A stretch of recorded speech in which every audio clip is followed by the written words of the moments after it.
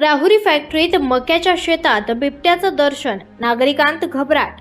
Rahuri factory येथील देवळाली प्रवरा नगरपालिकेचे माजी नगरसेवक ज्ञानेश्वर माऊली वाणी यांच्या वस्तीवर असलेल्या मक्याच्या शेतात आज सकाळी 11 वाजण्याच्या सुमारास बिबट्याचं दर्शन झाल्यानं परिसरातील नागरिकांमध्ये एकच घबराट पसरली आहे। शेतात काम करणाऱ्या महिलांसमोर बिबट्या दिसल्यानं काही काळ भीतीचं वातावरण निर्माण झालं होतं। घटनेची माहिती मिळताच प्रहार संघटनेचे आप्पासाहेब धूस, मच्छिंद्र तांबे, विजय गव्हाणे, चंद्रकांत कराळे, गणेश भालके, दादा वाणी यांनी तातडीनं घटनास्थळी धाव घेतली।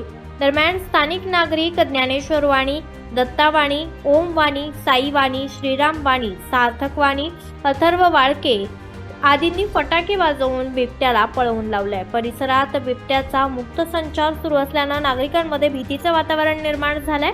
संभाव्य दुर्घटना टाळण्यासाठी वन विभागानं तातडीनं उपाययोजना करून बिबट्याचा बंदोबस्त करावा अशी मागणी परिसरातील नागरिकांनी केली आहे।